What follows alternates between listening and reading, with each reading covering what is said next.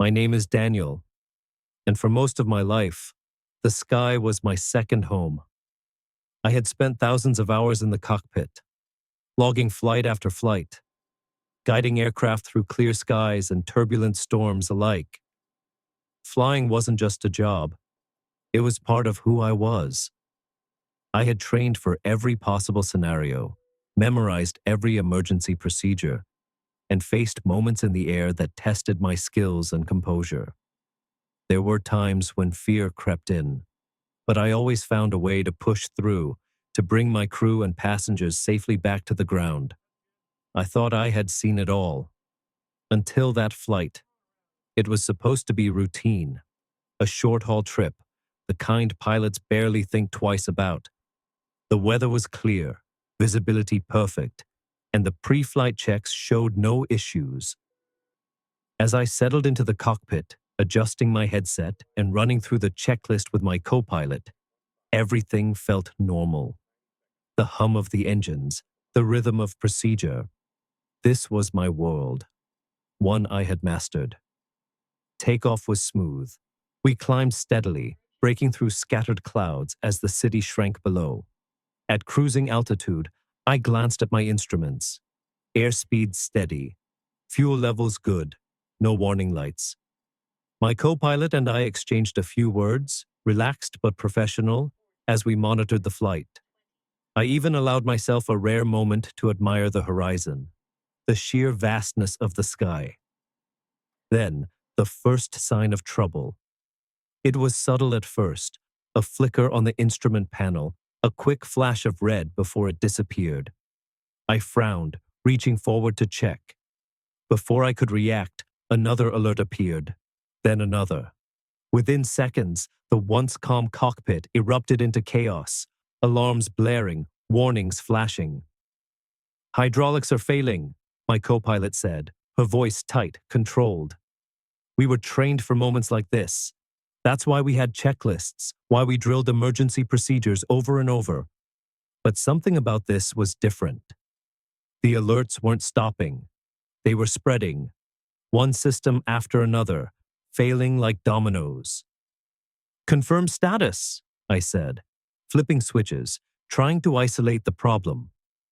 Before we could diagnose what was happening, the plane shuddered. Not turbulence, the kind you ride out with a steady hand on the controls. This was deeper, a sudden shift in balance that sent a jolt through my seat. Then, the power flickered. For a brief second, everything went dark. The hum of the engines, the steady feedback from our instruments, the reassuring glow of the navigation panels. Gone. A silence fell over the cockpit, cold and unnatural. A second later, emergency power kicked in, but something was very, very wrong. "We're losing altitude," my co-pilot said. This time, I heard the edge in his voice. I checked the altimeter. We were dropping, fast. I grabbed the controls, trying to stabilize the descent, but they felt sluggish, unresponsive. The plane wasn't reacting the way it should. This wasn't a standard failure. This wasn't something we could fix with a simple override. Something was pulling us down. "Mayday, mayday," I called over the radio, keeping my voice steady. But inside, a cold realization set in. "We are experiencing critical system failure. Requesting immediate emergency landing." Ground control responded, but their voices were distant, lost beneath the rising noise in the cockpit. The alarms wouldn't stop. The altitude kept dropping. Outside the window, the horizon tilted at a sickening angle. I had always believed in control, in skill, in training, but in that moment, as the aircraft spiraled toward the earth, I felt something I had never allowed myself to feel in the cockpit before. Helplessness. The ground rushed up too fast. My hands worked instinctively, trying to stabilize, trying to level out. But I knew we weren't going to make it. Then, impact. Everything went black. No pain, no weight, no sense of time, just an eerie stillness, as if everything I had ever known had been stripped away in an instant. I expected darkness, a void, maybe nothing at all. But I was still there. At first, I didn't understand. I could hear distant sounds, muffled voices, sirens wailing, the crackle of flames. Then, as if my vision, I was adjusting to something new, something I couldn't quite comprehend. The world around me sharpened, every detail suddenly more vivid. The wreckage of the plane lay scattered across the ground, twisted metal and debris stretching in every direction. Thick, black smoke curled into the sky, rising from what was left of the shattered fuselage. The eerie glow of emergency lights painted the scene as rescue teams rushed through the chaos, searching, shouting, working frantically. Then I saw my body. It was lying among the wreckage, twisted, broken in ways that should have sent shockwaves of pain through me. But I felt nothing. I watched as paramedics ran toward me, their voices urgent, their hands moving with desperate precision, trying to pull life back into something that no longer felt like mine. I should have been terrified.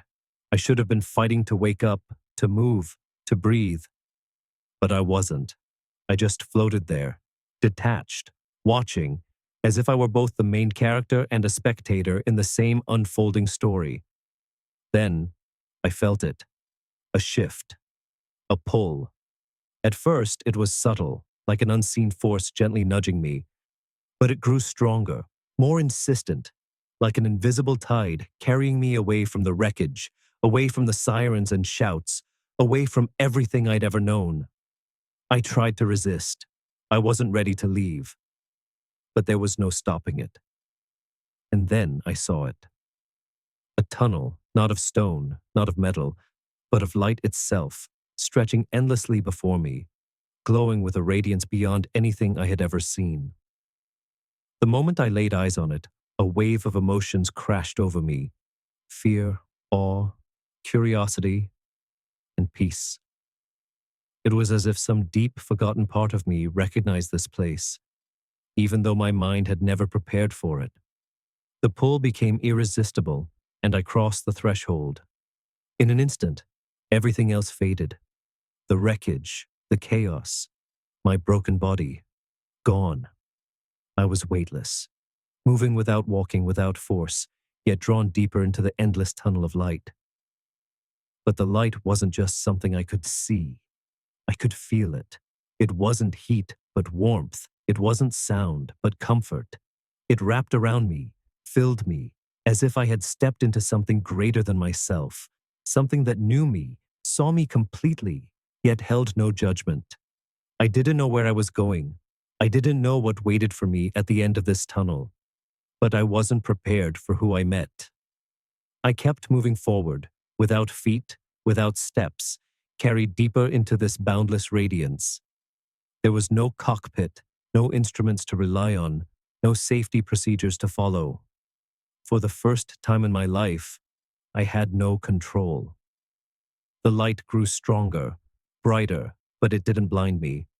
I could still see, not with my eyes, but with something deeper. And then I saw him. A figure stood before me, radiant beyond anything I had ever imagined. He was light, yet he had form.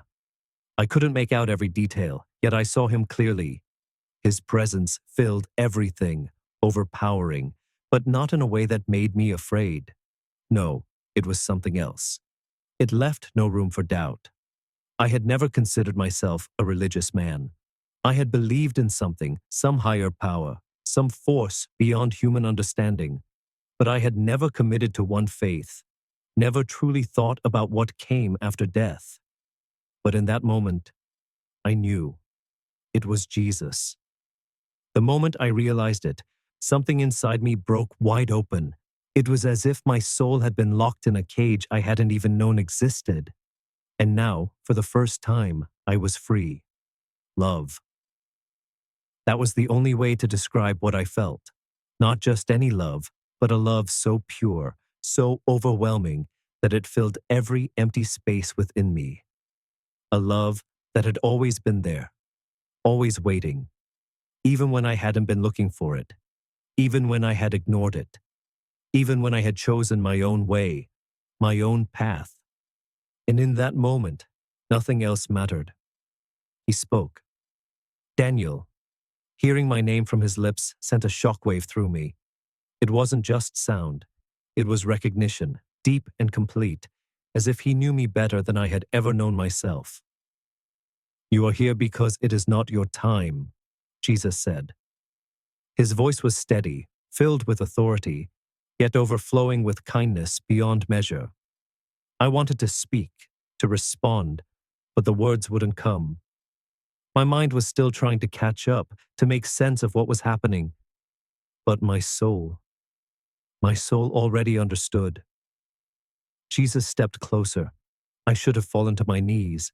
Every fiber of my being told me I should. But I didn't. He held me. Not with his hands, but with his presence. "There is something you must see," he continued. "You have a mission to fulfill." I stood before him, frozen, unable to move or think beyond the overwhelming presence surrounding me. It was as if every part of me, my past, my fears, my failures, had been laid bare before him. There were no secrets here, no walls to hide behind, no carefully crafted persona to maintain. And yet, in that moment, I felt no shame, no judgment, only love. A love so deep and pure, it was almost unbearable. Then, the light around us shifted. Suddenly, I was no longer standing before Jesus. I was moving, carried without effort, weightless yet fully aware. The space around me stretched and transformed. And then, I saw my life. It wasn't like watching an old home movie or flipping through memories in my mind. It was real. I was there, reliving each moment, but this time I saw them differently. I saw myself as a young boy, standing in my childhood bedroom, staring out the window at the planes soaring overhead. I remembered the excitement, the longing to be up there, to touch the sky. But now, I noticed something I had never seen before. I wasn't alone. My mother stood in the doorway watching me. There was a quiet smile on her face, but her eyes held something deeper. A silent prayer, a hope that I would find my purpose. The scene shifted. I was a teenager, sitting on my bed, my head in my hands, the weight of failure pressing down on me. I had let someone down, a friend, a teacher. I couldn't remember who, but I had convinced myself that I wasn't good enough, that I wasn't meant for great things. And then, I saw it. Jesus had been there. Not physically, but his presence had surrounded me, waiting for me to look up, to reach for him. But I never did. Scene after scene unfolded, moments when I had doubted myself, when I had let fear keep me from stepping into something greater. But then I saw something else. The small moments, the ones I had never thought twice about. A kind word spoken in passing. A simple act of encouragement. A decision made without realizing its impact. And I saw the ripples. A fellow pilot I had once encouraged was on the verge of quitting. Because of that moment, he had stayed. And one day, he would go on to save lives in an emergency landing. A grieving friend I had comforted had found the strength to push forward, to keep going when they had been ready to give up. Everything was connected. Tears welled in my eyes as the truth settled deep into my soul. I had never been insignificant. None of us had. Every action, every word, every choice mattered. I had spent so much of my life focused on my own path, my own ambitions, that I had failed to see the bigger picture. Then, the vision faded, and I was back in the presence of Jesus. His eyes held a love I could barely comprehend, but they also held something else. Expectation. "You were made for more than this," he said. The weight of his words pressed into me. I had been given so much, a life, opportunities, moments I had taken for granted. And now, I had a choice. I could embrace my purpose.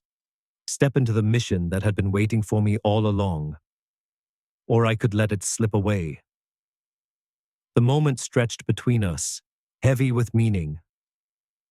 I stood in the warmth of his light, my heart racing.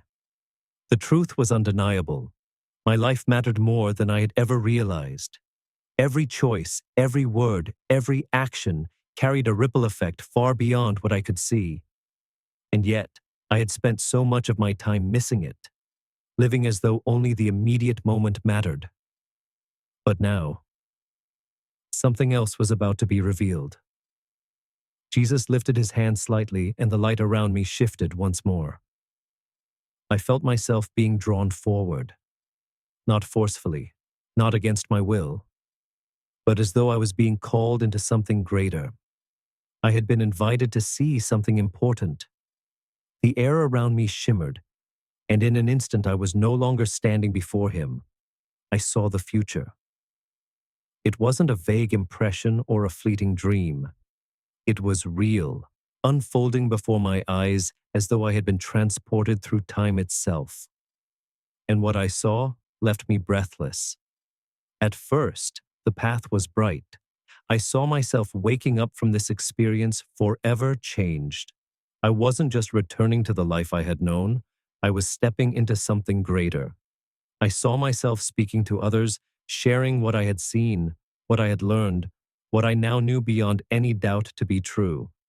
People listened, some doubted, some pushed back, but others leaned in, their eyes widening as though something deep inside them had always known there was more. Small conversations led to life-changing realizations. I saw people who had spent their lives searching finally find the truth they had longed for. I watched the weight of fear and doubt lift as they embraced the love of Jesus. Some had been standing on the edge of despair, questioning their very existence, until one conversation, one moment of truth, changed everything, and the ripples spread further. I saw a man, after hearing my story, choose to reconcile with his estranged family instead of walking away forever. I saw a woman, once paralyzed by fear, finally step into the calling she had spent years resisting. I saw a young boy, inspired by what he heard, grow into a man who would one day lead thousands to Christ. One life at a time, the world was changing. Then the vision shifted, the light dimmed, the warmth vanished, and I saw something else, the other path. I watched myself wake up in the hospital, just as before. I saw the same realization dawn in my eyes, the same knowledge, the same truth. But this time, I buried it. I told myself it was just a dream, just my mind playing tricks on me. I convinced myself that going back to my old life, my routines, my familiar comforts, was easier than embracing something that would demand everything from me. So I said nothing. I watched as the weeks passed, as the fire inside me dimmed. I returned to the cockpit, to the familiar rhythm of my life. The conversations I once enjoyed now felt empty, but I ignored the ache inside me. Then I saw them. The people from the first vision. The man who had reconciled with his family never did. The bond was broken forever. The woman who had been on the verge of stepping into her purpose never took that step. She remained trapped in fear. And the young boy, the one who would have grown to lead thousands, never heard the truth. His life took a different course, one filled with pain and loss that could have been avoided, all because I had stayed silent. The weight of it was suffocating. I had always believed that one person couldn't make a difference, that what I did or didn't do wouldn't really change the world. But now, I saw how wrong I had been. The vision blurred, and I knew what I had to do. A sudden force pulled at me, strong, unrelenting. The images of the future, the two paths, the choices, the consequences, they all began to dissolve. Yet Jesus remained, his presence steady, unwavering. But I felt myself being drawn away. I didn't want to leave. Everything inside me resisted. After everything I had seen, everything I had felt, how could I return? Here, in this place, I had experienced a love and truth unlike anything on earth. Here, there was no fear, no confusion, no doubt. But even as I pleaded silently, I already knew the answer. My time here was not over. My mission was just beginning. The light around me blurred, fading into darkness. Then, sound. Distant at first, then louder, sharper, overwhelming, voices, beeping, the murmur of movement. I gasped, my lungs burning as air rushed into them. I was back. Pain shot through my body, a stark contrast to the weightlessness I had felt before. My limbs were heavy, my skin hypersensitive to even the lightest touch. Every sensation, every ache, every breath reminded me that I was here. But beyond the pain, there was something else. A knowing. A deep awareness that was stronger than anything I had ever felt. I opened my eyes. Blurred figures hovered over me, their voices urgent, filled with astonishment. White lights above, the sterile scent of disinfectant in the air. I was in a hospital. "He's awake!" The voice came from somewhere close, excited, disbelieving. Then, the room snapped into focus. Doctors, nurses, my family. Familiar faces surrounded me, yet something about them felt distant, like I was seeing them through new eyes. A doctor leaned over, shining a light into my pupils, checking my vitals. His expression was pure disbelief. This isn't possible," he muttered, shaking his head as he read the monitor beside my bed. "What do you mean?" another voice asked. My mother's. I turned my head slightly, seeing her standing beside my bed, her eyes filled with tears of relief. The doctor hesitated. "He shouldn't be awake," he finally admitted. He gestured at my chart, shaking his head again. "His injuries. We didn't think he was going to make it." I heard their words, but they barely registered. Because I already knew the truth. I had been dead. I had left my body, crossed into something beyond this world, stood before Jesus himself. And now, I was back. My father stepped forward, gripping my arm tightly as if afraid I might slip away again. His eyes, usually guarded, were glassy with emotion. "You survived, Daniel," he whispered. "You survived." I swallowed, my throat dry. My heart pounded, not from fear, but from the weight of what I now carried, because I knew I'd been brought back for a reason. I had survived, but I was not the same man who had boarded that flight. Everything about me felt different. Not just my body, which ached with every movement, but my mind, my soul. The world around me looked the same, yet I saw it through a new lens. The sterile white walls of the hospital, the beeping monitors, the relieved faces of my family, they all felt distant, like echoes of a reality I had once belonged to, but could never fully return to. At first, I struggled to find the words. How could I possibly explain what had happened? How could I describe something so vast, so beyond human understanding? How could I tell them what it was like to stand in front of Jesus, to feel his love, to have the truth of my existence laid bare before me? Every time I opened my mouth to speak, I hesitated. Would they even believe me? For now, my family was just overjoyed that I was alive. The doctors couldn't explain how I had survived, let alone how I was recovering so quickly. But as the days passed, their relief turned to something else. Concern. Because I wasn't the same. The things that had once seemed important, my career, my status, my future plans, felt insignificant now. Instead, my thoughts were consumed by the vision I had been given, by the message Jesus had entrusted me with. I couldn't go back to life as it was before. I had a mission. So, I began to speak. At first, it was only to those closest to me, my family, my friends, the people who came to visit me in the hospital. I told them everything: the crash, the moment I left my body, the tunnel of light, and then him. I told them how Jesus had called me by name, how he had shown me my past, my future, and how every life was connected. I told them how he had given me a choice: to return and fulfill a mission, or to let it slip away. The reactions were not what I had hoped for. Some listened, their faces soft with interest, but I saw the doubt flicker in their eyes. Some nodded along, but I could tell they were thinking. He imagined it. It was just trauma playing tricks on his mind. Others were more direct. "Daniel, you were in a coma for days," one of my closest friends said, shaking his head. "Your brain probably just made sense of it all the best way it could." "Sounds like a dream." "A powerful one, sure," my brother added, "but still, just a dream." My father was more cautious.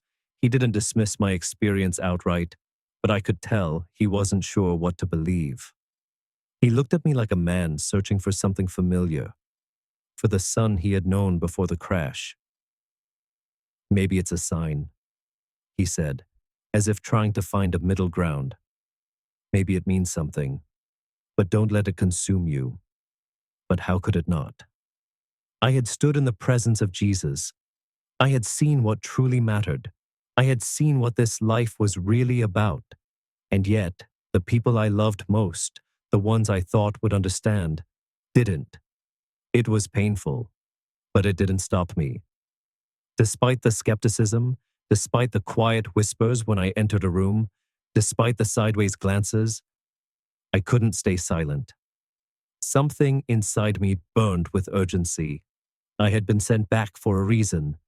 And if I kept this experience to myself, if I let doubt and fear hold me back, I would be no better than the man I had seen in that second vision, the one who wasted his second chance.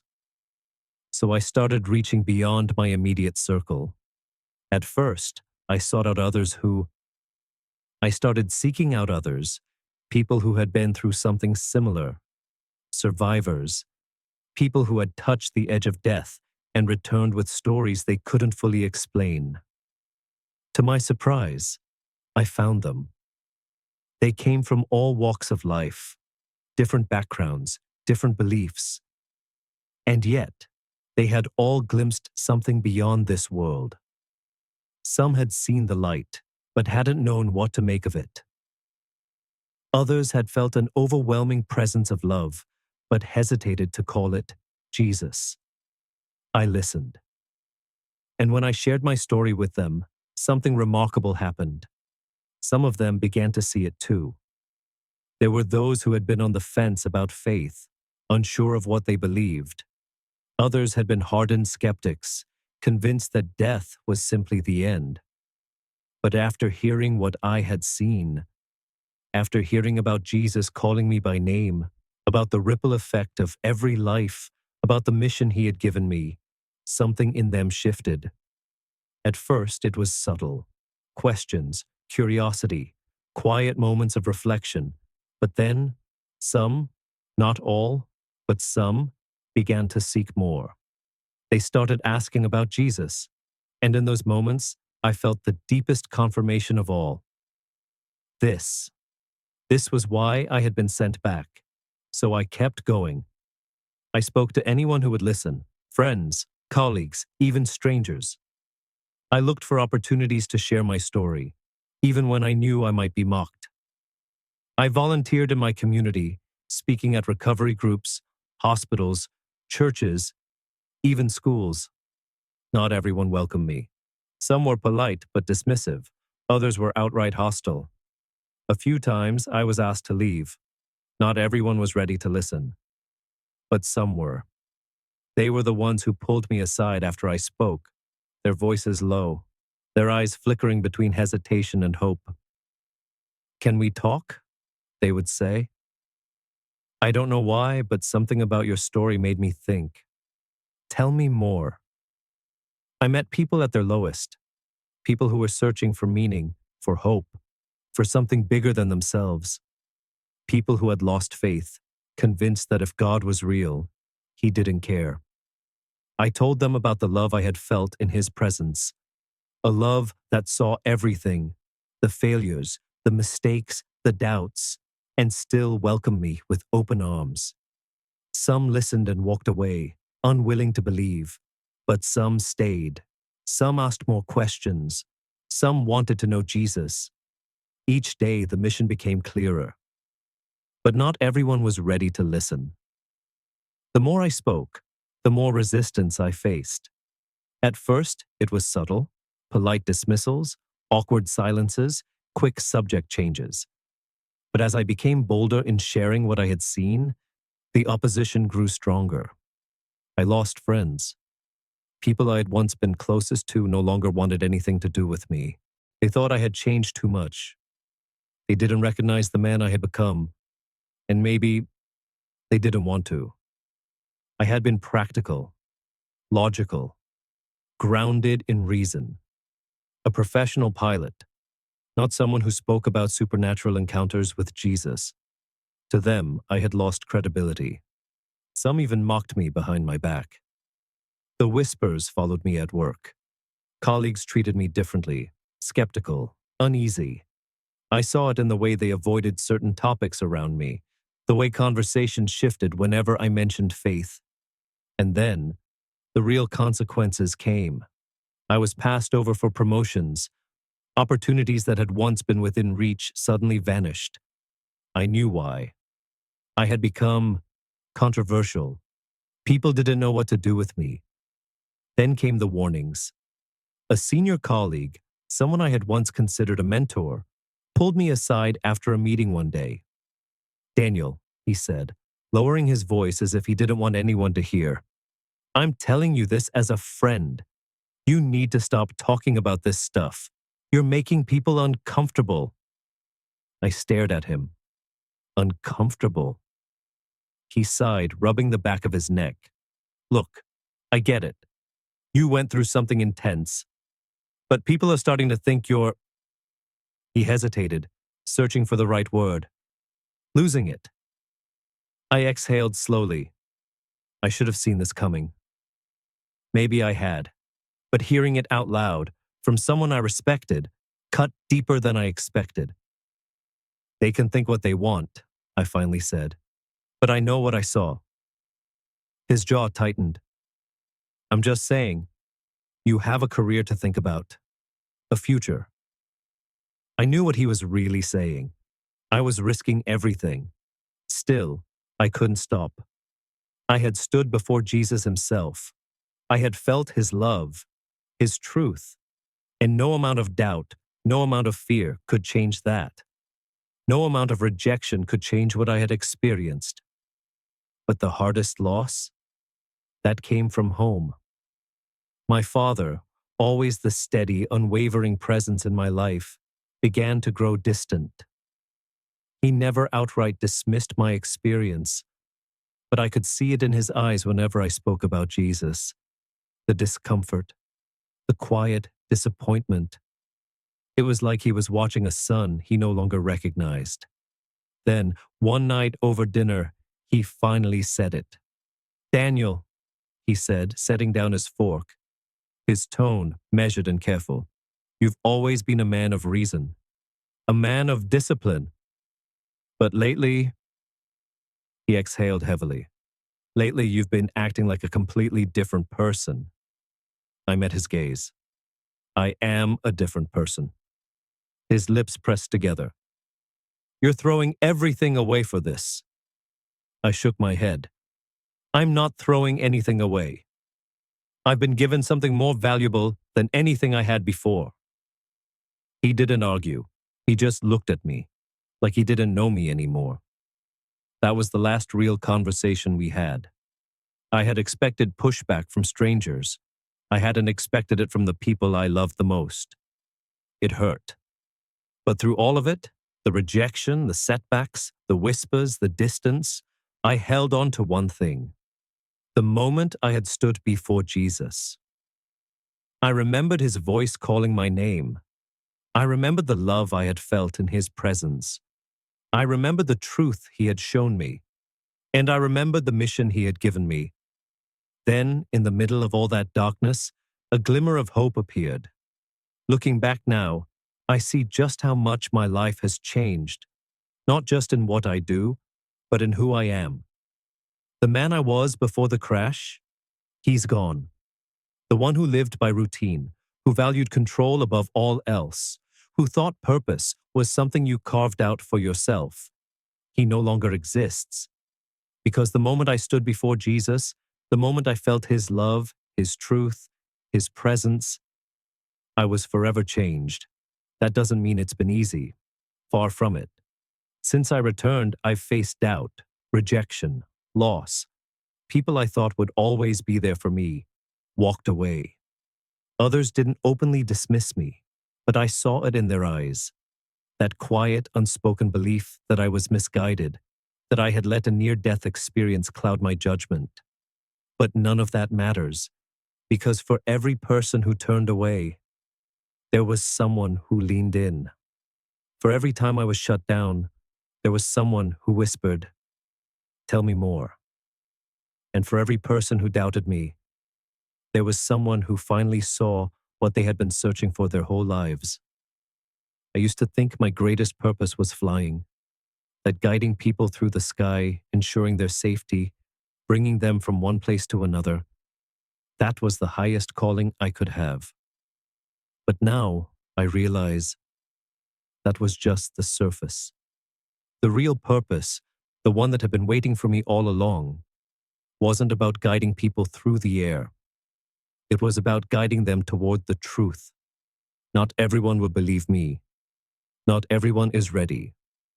And that's okay, because the truth doesn't disappear just because people refuse to see it. And if you're still here, still listening, maybe, just maybe, you were meant to hear this today. You are here for a reason. That's not just something people say to make themselves feel better. It's the truth. I saw it with my own eyes. Every life, every choice, every moment, it all matters. I was given a glimpse of the ripple effect, of how even the smallest choices can change the course of someone else's life. A kind word at the right time, an act of love, a single moment of encouragement. It can change everything for someone. And I also saw what happens when we don't step into our purpose, when we let fear keep us silent, when we let doubt convince us we don't matter. I saw the emptiness of a life spent ignoring the truth, and I wouldn't wish that on anyone. So I'm here to tell you, your life matters. You are not here by accident. You are not just another name, another face, another person drifting through life without meaning. You were created for something greater. And maybe, deep down, you've always known it. Maybe you've spent years searching for something more, for answers that no career, no success, no amount of money or status could ever give you. Maybe, just maybe, you've always felt that there's something beyond what we can see. If that's you, listen. You don't have to keep searching. Jesus is real. His love is real. And he's waiting for you, just like he was waiting for me. This isn't just my story. It's a call to open your heart to the truth, a call to stop living in fear and step into the purpose you were created for, a call to understand that your life is not meaningless. Every moment you've lived has led you here, to this very second, to this message, and now you have a choice.